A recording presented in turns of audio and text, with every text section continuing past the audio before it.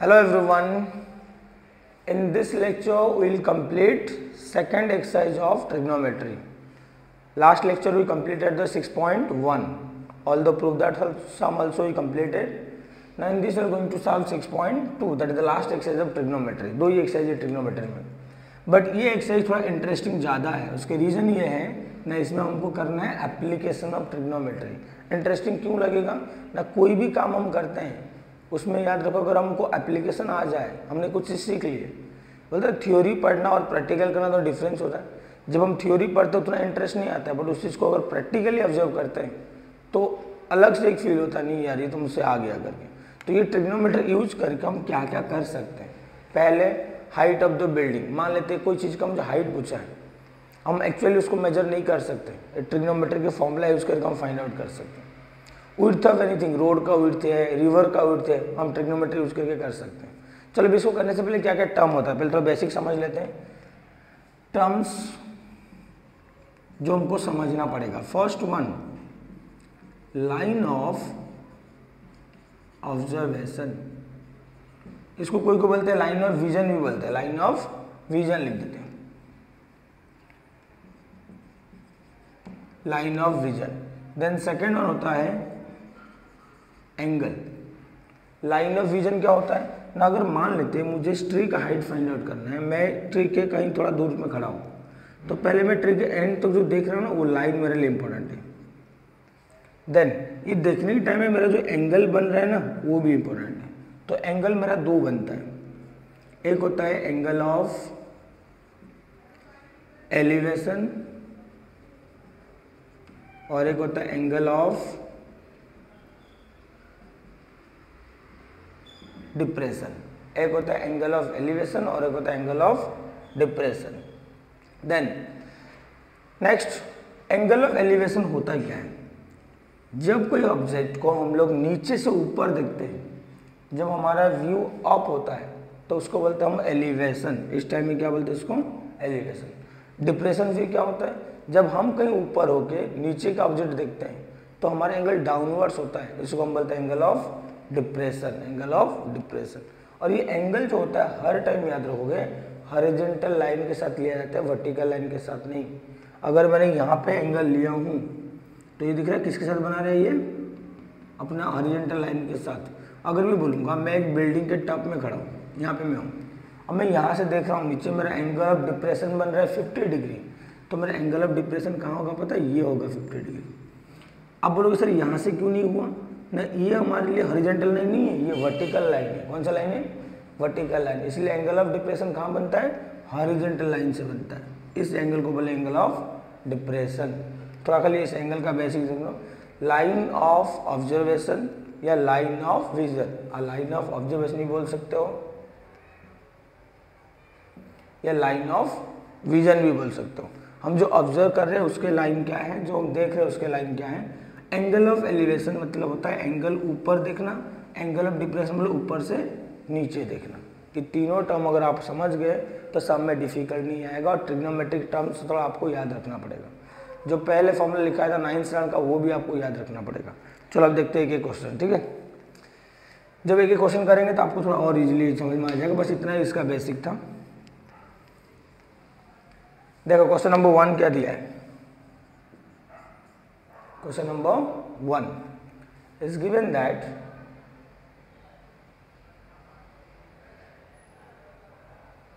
a person standing at a distance of 80 meters from a church. One more important thing remember, in case of trigonometry, each and every object, if it's a heighted object, you have to take it straight line. ऐसा नहीं church है मतलब हमको यहाँ church बनाना पड़ेगा, tree है मतलब tree बनाना पड़ेगा. And always that should be perpendicular. ये नहीं बोलना सर ट्री कभी कभी ऐसा टेढ़ा भी तो हो जाता है, वो क्या होता है अलग बात, बट हम यहाँ पे जब लेंगे हमको क्या सोचेंगे, उसको स्ट्रेट समझ गए. तो इसलिए मैंने क्या किया, पहले एक लाइन बना दिया. Let this line be church. A person standing at a distance of 80 meter. This point is the point of the person. Now the person is looking at the top of the church and making an angle of 45 degree. ऐसा वो देख रहा है नीचे से ऊपर, और इस एंगल को बोलेंगे angle of elevation. 45 degree. Then find the height of church. अभी हमको चर्च की हाइट फाइंड आउट करना। देखो अभी हमको चर्च के ऊपर जाके चढ़ के फाइंड आउट करना डिफिकल्ट है, तो हमने क्या कर दिया, पहले इससे मेजर कर दिया हम कितना डिस्टेंस में है, उतना तो मेजर कर ही सकते हैं नीचे। अभी हमको एंगल पर चल गया कितना डिग्री है, तभी हम फाइंड आउट कर लेंगे इसका हाइट कैसे मिलेगा। तो पहले इसका डिस्क्राइब करने के लिए मैं नेमिंग देता हूँ ABC। मैंने जो पॉइंट बताया याद रखोगे, always that any object is heighted object always should be straight, that means they made a perpendicular of the ground. ये आप मान के चलना पड़ेगा, ये नहीं सोचोगे सर इसका एंगल कुछ अलग क्यों नहीं बनेगा, बन सकता है, बट हम यहाँ पे पूरा कैलकुलेशन में हर time one any object, building, tower, tree, सब हमको परपेंडिकुलर लेना है। देन फर्स्ट लिखेंगे डिस्क्रिप्शन, इस फिगर के बारे में लिखना है कि हमने फिगर जो बनाया है उसमें दिया नहीं था, तो फर्स्ट लिखेंगे let AB is the height of church. अभी BC is the distance of person from church. जो BC है वो क्या है ना, इस पर्सन का डिस्टेंस है वो कहाँ से, चर्च से, ठीक है। देन अभी ऐसा डिस्क्रिप्शन करोगे जिसमें सारे पॉइंट्स इन्वॉल्व होना चाहिए। देखो AB लिया था तो C नहीं हुआ था, अभी मैंने BC ले लिया तो उसमें C इन्वॉल्व हो गया, आपको एक्स्ट्रा पॉइंट है ही नहीं, हमारा डिस्क्रिप्शन खत्म हो गया। डिस्क्रिप्शन का मतलब होता है फिगर के बारे में हमको थोड़ा जानकारी बताना है कि मैंने किसको क्या लिया। अभी आएगा given data, BC is equals to 80 metre and AB is the question mark, then theta is equals to 45 degree. ये हमको पूछा है और इतना दिया हुआ है। Then will write here tan theta is equals to AB upon BC। पहला क्वेश्चन, सर आपने डायरेक्ट tan थीटा क्यों लिए, अपने पास तो ट्रिग्नोमेट्री में बहुत सारे रेशियो होता है, फंक्शंस होते हैं, आपने tan का फंक्शन क्यों लिए। देखो अभी हम उस फंक्शन को ऑब्जर्व करेंगे, हमारे पास कितने फंक्शन है, साइन, कॉस और tan, ये प्राइम फंक्शन है और इसका यूज करेंगे, बाकी किसका यूज नहीं करेंगे। बाकी भी है cot sec and cosec, but हमको यूज करना है साइन, कॉस और tan को। अब इसमें से अगर साइन यूज करूंगा तो इसमें होता है अपोजिट अपॉन हाइपोटेन्यूस। मेरा थीटा देखो यहाँ पे दिया हुआ है, इसका अपोजिट ये है, हाइपोटेन्यूस ये है, बताओ इनके बीच में रिलेशन नहीं है, हमको ये दिया है और ये पूछा है, दैट मीन्स अपोजिट हमको दिया हुआ है, अपोजिट पूछा है और एडिशन हमको दिया है। तो अपोजिट और एडसेंट में रिलेशन वाला कौन से रेशियो है, देखो साइन में अपोजिट अपॉन हाइपोटेन्यूस, कॉस में एडसेंट अपॉन हाइपोटेन्यूस, इसमें होता है अपोजिट अपॉन एडजेसेंट। अगर मैं ये लेता है, इसमें भी देखो हाइपोटेन्यूस है, जो हमको ना दिया है ना पूछा है, बट इसमें लेंगे तो देखो हमारे दोनों टर्म आ जाएगा, पूछने वाला भी और देने वाला। समझ रहा है मैं क्यों tan लिया, क्योंकि tan रेशियो में ही मेरा वो दोनों साइड आएगा जो दोनों साइड से मुझे मतलब है। देन अभी सब्स्टिट्यूट करते वैल्यू, tan थीटा लिखूंगा tan 45 is equals to AB is not given, BC is equals to 80. Tan 45 is the 1 is equals to AB upon 80. अभी cross multiply, AB is equals to 80. Then I'll write the statement. So the height of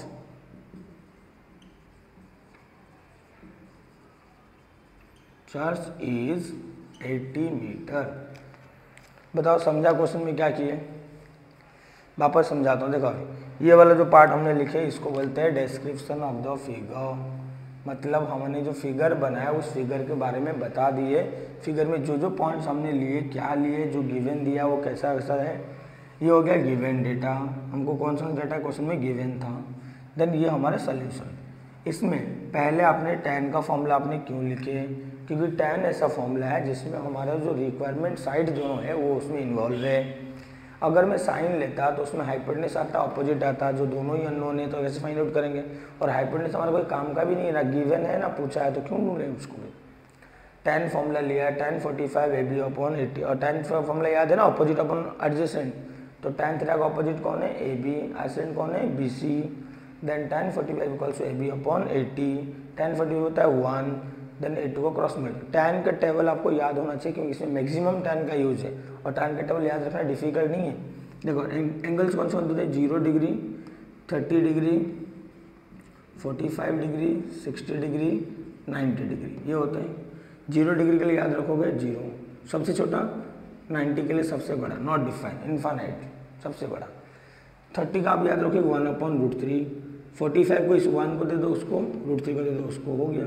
इस 1/√3 का दोनों split करोगे, दोनों आगे का बन जाएगा, तो याद रखने में आपको डिफिकल्ट नहीं आएगा। वापस समझा रहा हूँ, देखो अभी जब थीटा वाला दिया हमको वो कैसे याद रखेगा ना, टैन के टेबल हमको याद कैसे रखना है, टैन थीटा और एंगल्स क्या क्या आता है 0 degree, 30 degree, 45 degree, 60 degree, 90 degree. खाली टैन का हम याद रखेंगे, ठीक है। तो क्या लिखेंगे पहले बताओ, 0 डिग्री का आप याद रखोगे 0, तो ये 0 है तो लास्ट में सबसे बड़ा नॉट डिफाइंड, जिसको हम इन्फिनिट भी बोलते हैं। देन 30 का आपको याद रखना होगा 1/√3, तो ये 1 उधर दे दो, √3 को इधर दे दो, दैट मीन्स 1/√3 को स्प्लिट करके पहले वाले को सेकंड में मतलब नेक्स्ट में दे दो, और जो डिनोमिनेटर है उसको 60 में दे दो, तो हो गया अपना टेबल बाय हार्ट। और बताओ 30, देखो कन्फ्यूजन किस में होगा, ये 0, ये 9 नॉट डिफाइंड, ये फिक्स हो जाएगा, बच्चों को याद रह जाता है, पहला वाला 0, लास्ट वाला नॉट डिफाइंड। बीच वाला 45 1 भी याद हो जाता है, बट इसमें बच्चे कन्फ्यूज होते हैं। बताओ 30 छोटा है कि 60 छोटा है ना, 30 छोटा है तो अपर में आएगा, 60 बड़ा है तो वो ऊपर आएगा, छोटा है तो नीचे आएगा, बड़ा है तो ऊपर आएगा, बस इतना आपको याद रखना है। नेक्स्ट क्वेश्चन नंबर 2,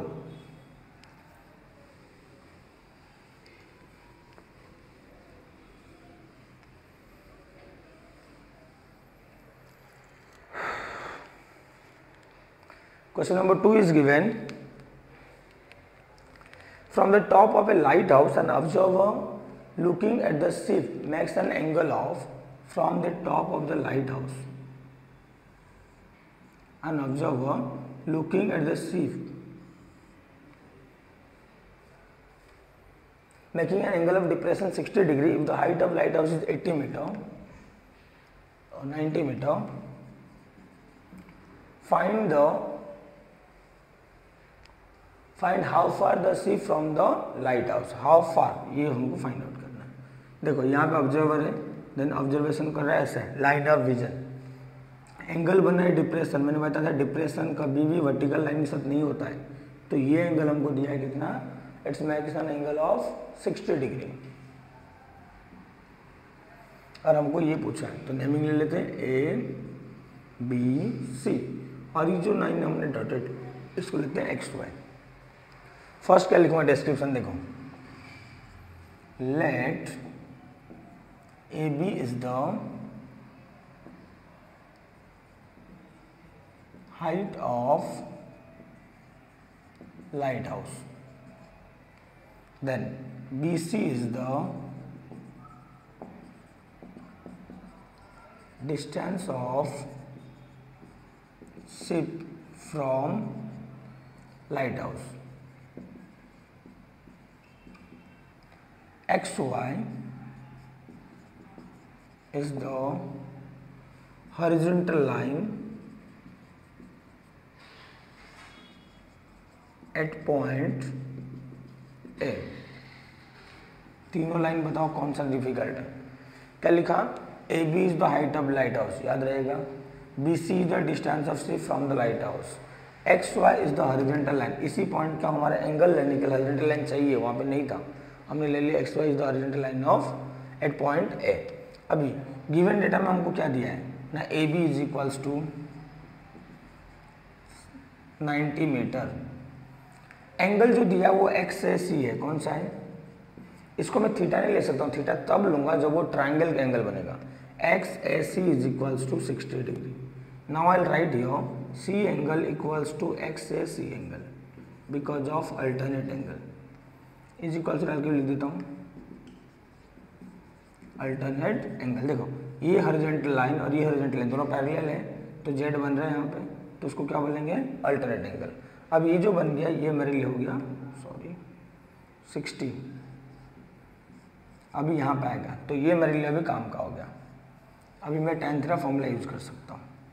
अभी हम लिखेंगे फॉर्मूला अपना, tan theta is equals to AB upon BC। फिर क्वेश्चन आएगा सर tan आपने यूज क्यों किए, क्योंकि हमको ये दिया है और ये पूछा जिसको अपोजिट और एडजेसेंट बोलते हैं, तो फॉर्मूला उसके लिए कौन सा होता है, tan का। tan थीटा की जगह क्या लिखना है 60, AB की जगह कितना लिखना है 90, BC की जगह क्या लिखना है BC, क्योंकि हमको BC नहीं मालूम। tan 60 कितना होता है √3 is equal to 90 upon BC। हमको ढूंढना क्या है BC, तो BC को इधर लेके आ जाओ 90 अपॉन √3। अभी √3 का वैल्यू वहाँ पे दिया है, बट √3 अगर डिवाइड करेंगे डिफिकल्ट होगा, तो पहले इसको रेशनलाइज करते हैं। रेशनलाइज होगा इसका 90 √3 अपॉन 3। अभी बोलोगे सर 90 √3 अपॉन 3 कैसे हुआ ना, 90 अपॉन √3 है, मैं नीचे √3 और ऊपर √3 मल्टीप्लाई कर दिया। 9 साइड में हमने पढ़े था how to rationalise the denominator, तो ये 90 √3 अपॉन √3 क्या हो जाएगा 3। अब इसको मैं कट कर सकता हूँ, 3 30 जा 3 3 जा 9, 0 के लिए 0। अभी लिखूंगा BC is equals to 30 into 1.73, √3 हमको दिया हुआ है क्वेश्चन में। BC is equal to 30 into 1.73। अभी देखो 0 को भूल जाओ, 3 3 जा 9, 3 7 जा 21, 3 1 जा 3 2 5। ये 0 के लिए पॉइंट 1 शिफ्ट हो जाएगा, तो एक डिजिट पहले पॉइंट आएगा। That means the distance of सिर्फ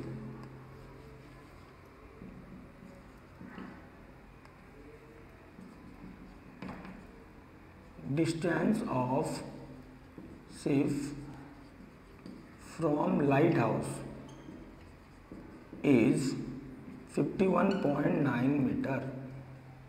चलो वापस समझाते हैं। देखो इस डिप्रेशन की वजह से थोड़ा सा और उसका √3 की वजह से थोड़ा कैलकुलेशन भी बढ़ गया।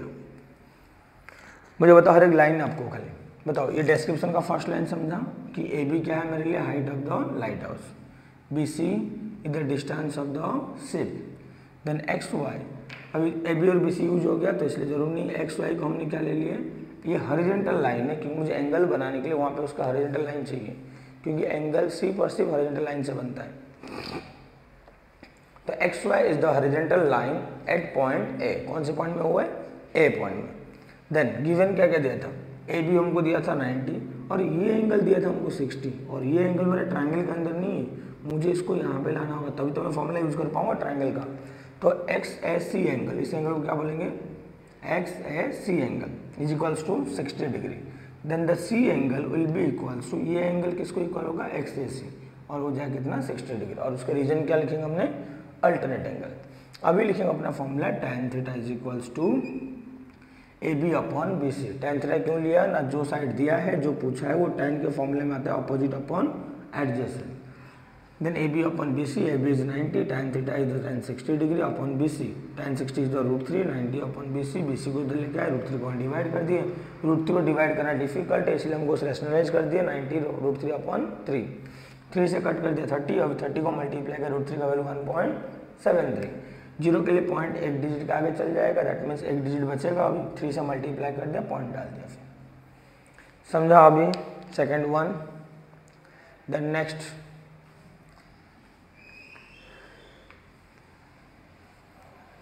क्वेश्चन नंबर, अभी क्वेश्चन नंबर 3 नहीं करेंगे, पहले question number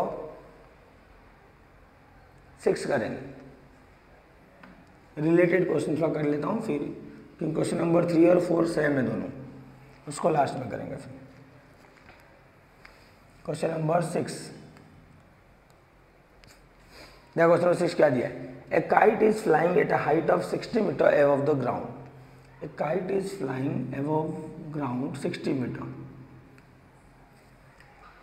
then the string attached to the kite tied to the ground and making an angle of 60 degree. जो स्ट्रिंग है उसको ग्राउंड से टाई किया गया है, बंधा गया है, और making angle of 60 degree. It makes an angle 60 with the ground, assume that the string will be straight and find the length of the string. Length of string मतलब ये फाइंड आउट करने बोल रहे हैं। सुनो अभी पहले जो बीच में कंडीशन दिया ना, assume that the string is straight, actual मतलब क्या होता है, जब हम काइट उड़ाते हैं, अगर मान लेते काइट उड़ाते हैं तो इसका जो स्ट्रिंग होता है ना वो कहीं ना कहीं ऐसे शेप का होता है, कभी स्ट्रेट नहीं रहता है, due to the weight of the string, due to the gravitational force, ये थोड़ा बेंडिंग होता है। बट अगर ऐसे बेंडिंग में फिगर बनाएंगे, ये हमारा ट्रायंगल ही नहीं बनेगा, तो कैलकुलेशन कहाँ से होगा। इसलिए उसने बोला कि एज्यूम करो कि स्ट्रिंग जो है क्या है, स्ट्रेट है। हमने एज्यूम कर लिया स्ट्रिंग को स्ट्रेट, और हमको स्ट्रिंग का लेंथ फाइंड आउट करना है। क्या फाइंड आउट करना है, स्ट्रिंग का लेंथ। अब इसको A, इसको B, इसको C। तो पहले गिवन डेट लिखते हैं, late AB is the, sorry, description. AB is the height of kite. AC is the length of string. देखो उस टाइम में BC लिखता था क्योंकि मुझे ज़रूरत BC रहता था। अभी देखो AC का मुझे काम है तो मैं AC को लिख दिया, ऐसे लिखूंगा तो मेरा ABC तो तीनों हो गया ना पॉइंट। हमको पॉइंट को बताना है क्या क्या है करके, तो इसलिए मैंने इसमें क्या यूज़ किया, AC का। AC is the length of string, ये हो गया डिस्क्रिप्शन। अब given data AB is equals to 60 metre, theta equals to 60 degree, AC equals to question mark. Third, अभी फॉर्मूला में लिखूंगा साइन थीटा। अभी क्वेश्चन आएगा सर अभी तो आप tan थीटा लिख रहे थे, इसमें साइन थीटा क्यों लिख रहे हैं? अरे देखो इसमें थीटा सामने वाला 60 ऑपोजिट, और ये हाइपोटेनस के बारे में पूछा है, और ऑपोजिट अपना हाइपोटेनस किसका फॉर्मूला होता है, साइन का फॉर्मूला आता है, इसलिए लिखा sine equals to AB upon AC। Sine theta मतलब साइन 60, AB मतलब 60 upon AC is not given. Sine 60 is the √3 upon 2 is equals to 60 upon AC। अब AC को ढूंढना है 60 इंटू 2 अपॉन √3। समझा क्या किया मैंने, AC को इधर लेके आया तो इन दोनों को उधर लेके चला गया, तो √3 अपॉन 2 में से 2 ऊपर जाएगा, √3 कहाँ आएगा, नीचे। Then AC is equals to 60 into 2 120 √3 upon 3, क्योंकि हमको रेशनलाइज भी तो करना है, नीचे √3 नहीं रहना चाहिए। इन दोनों को मल्टीप्लाई कर दे, √3 कर लिया हमको, क्या ऊपर है √3 नीचे √3 मल्टीप्लाई करना पड़ा। 3 से 3 4 जा 0, दैट मीन्स 40 इंटू 1.73। 0 को बोल के 4 से मल्टीप्लाई करेंगे, 4 3 जा 12 कैरी 1, 4 7 28 129 कैरी 2, 4 1 जा 4 2 6, और ये 0 के लिए पॉइंट यहाँ पे। दैट मीन्स स्ट्रिंग का लेंथ है, length of string is 69.2 metre. बताओ समझा इस क्वेश्चन को? क्वेश्चन में दिया था कि एक काइट जो है इतना हाइट में उड़ रहा है, उसका स्ट्रिंग ऐसे बंधा हुआ है जैसे 60 डिग्री बना है, तो बताओ स्ट्रिंग का लेंथ कितना होगा। तो हमने डिस्क्राइब कर दिए, फिर जो गिवन डेटा लिख दिए, फॉर्मूला कौन सा यूज़ किया, साइन। सर आपने साइन क्यों यूज़ किया, मैंने बार बार बताया था, जिससे हमको मतलब होगा उसको यूज करेंगे साइड में। तो हमारा मतलब किससे है, ऑपोजिट और हाइपोटेनस है, और इसका फॉर्मूला किस में आता है, साइन में आता है, AB upon AC। Then sine 60 equal to 60 upon AC, sine 60 is the √3 upon 2 60 upon AC। AC को ढूंढना है तो AC को लेफ्ट साइड लेके जाओ, इन दोनों टर्म को इधर उल्टा कर दो, 2 ऊपर जाएगा √3 नीचे आएगा, 2 अपॉन √3, 120 अपॉन, इस √3 को रैशनलाइज करने के लिए नीचे हो गया 3, ऊपर हो गया √3। ये वाला समझा कैसे हुआ, एक्चुअली होने वाला था 120 अपॉन √3, हमने नीचे √3 मल्टीप्लाई किया, ऊपर √3 मल्टीप्लाई किया, तो ये होगा 120 √3 अपॉन √3 3, फिर 3 से कट कर दिया 40, 40 को मल्टीप्लाई कर दिया, √3 का वैल्यू 1.73 होता है। अब देखो question number 5।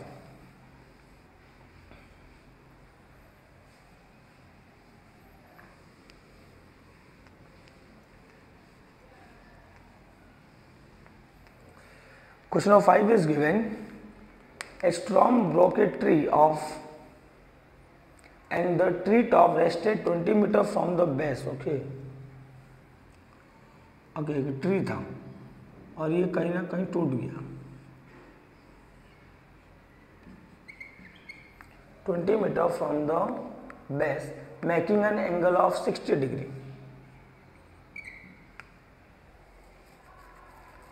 With the horizontal, find the height of the tree. Height of the tree हमको पूछा है,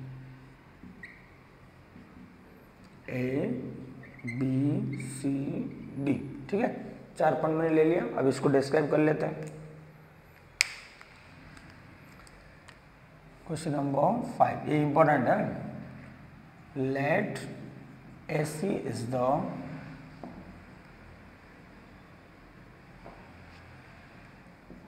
टोटल हाइट ऑफ ट्री, ये पूरा हाइट था ऐसे। Then AB is the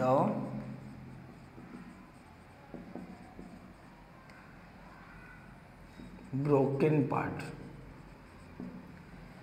AB and BD ऐसा लिख देते हैं, AB and BD are the broken part. देखो अभी ये ए बी जो है ये टूटा और ये बना ऐसे बी डी, तो ये दोनों क्या हो गए, ब्रोकन पार्ट हो गए।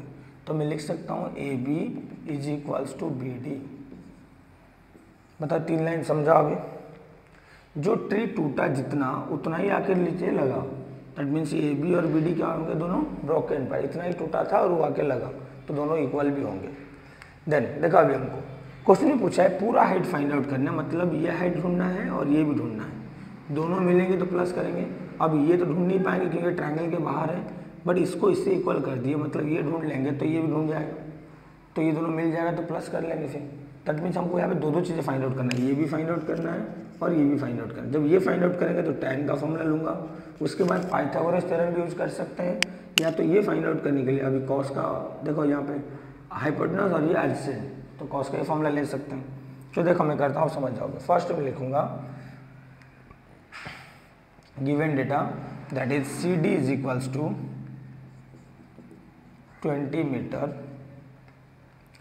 And theta equals to 60 degree, ये दोनों चीज़ दिया हुआ है।